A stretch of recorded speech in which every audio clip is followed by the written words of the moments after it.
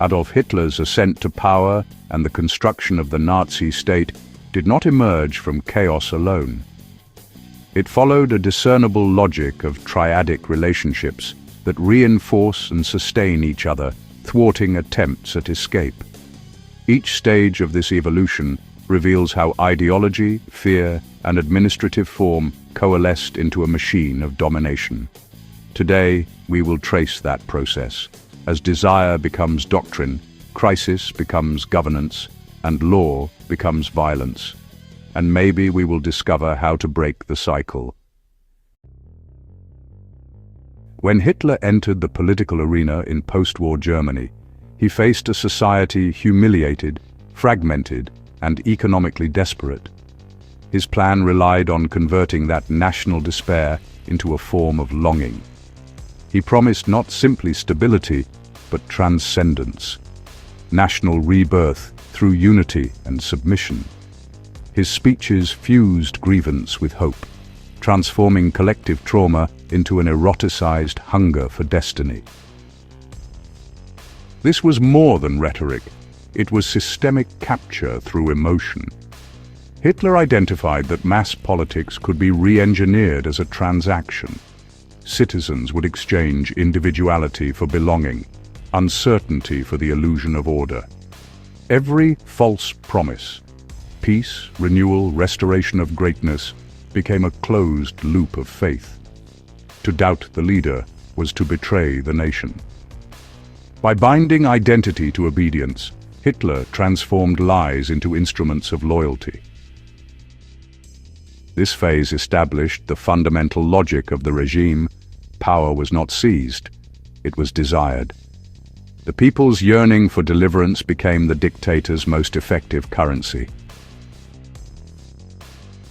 These early Nazi years were defined not by overt dictatorship, but by administrative revolution. Hitler recognized that the German state, dense with ministries, offices, and committees, could be conquered not by destroying it, but by infecting it. His plan was not direct, but worked like a parasite. He established parallel institutions that mirrored existing bureaucracies, the SS beside the army, the Gestapo beside the police, party liaisons embedded within ministries. These ghost systems, unaccountable yet official in appearance, operated under his direct control. The confusion they generated was intentional. Legal ambiguity became a shield. No one could trace authority, and therefore no one could challenge it. Every reform was framed as modernization or efficiency. Oversight committees were merged, dissolved, or streamlined. Political purges appeared as administrative reorganizations. The civil service, once apolitical, became a mechanism of ideological enforcement. By mastering paperwork, Hitler replaced the visible violence of a coup with the quiet permanence of bureaucratic infiltration. Law was not suspended, it was rewritten by memo. Hitler's regime thrived on disorder. Rather than pursue stability, it learned to manipulate instability as a source of political and financial power. The pretext of emergency justified every expansion of control. Economic policy was cast in the language of liberation, freeing Germany from debt, defending the worker, restoring independence. But each move deepened dependency on the state. State-directed capitalism, rearmament contracts, and confiscation of Jewish property created a vast economy of predation. International crises were not mishaps, but deliberate accelerants. The remilitarization of the Rhineland, the Anschluss, and the annexation of the Sudetenland all followed the same choreography: provoke outrage, claim victimhood, and consolidate power while adversaries hesitated. Hitler learned that chaos, once domesticated, became the ultimate political resource. By the time Europe recognized the pattern, Germany's war economy was self-justifying.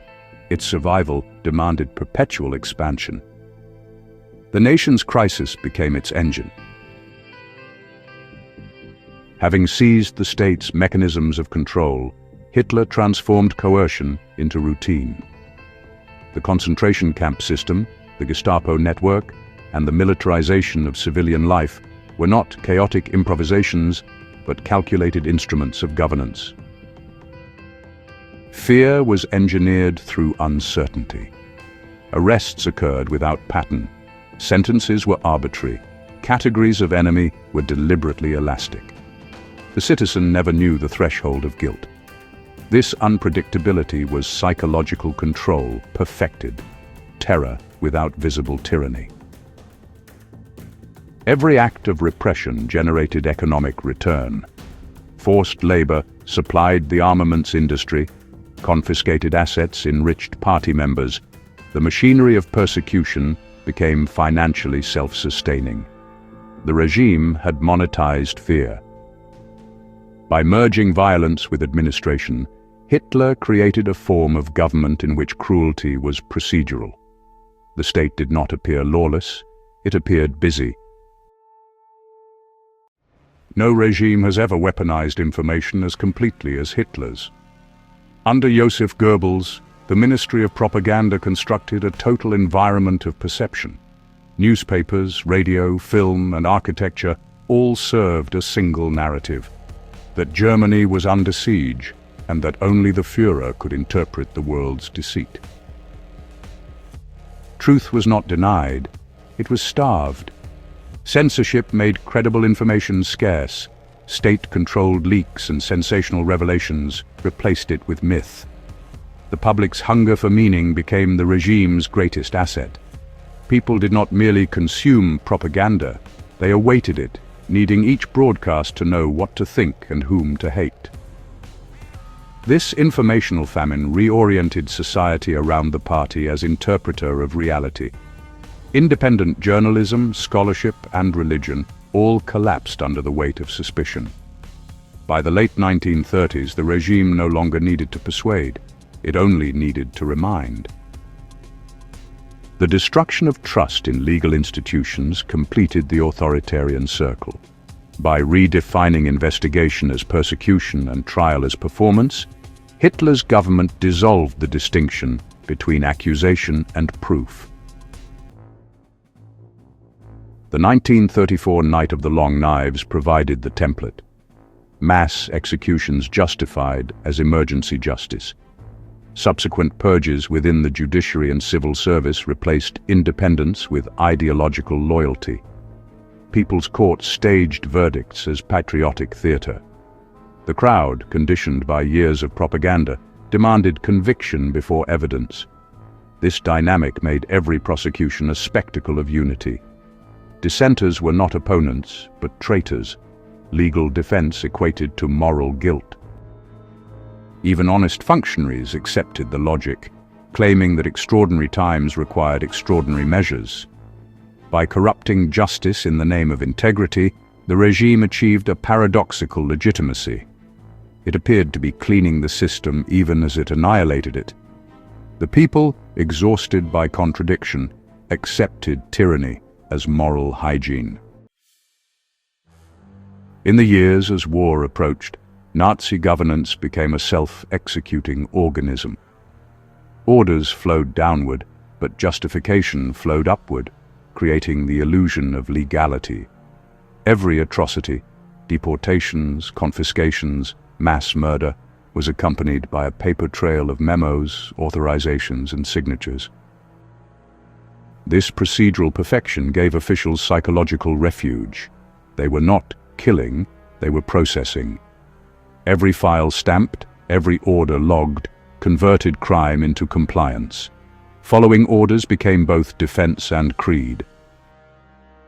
The entire apparatus came to believe its own paperwork. Ministries described genocide as relocation, mass theft as property reallocation, and extermination as final solution. The system no longer required belief in ideology, only obedience to form.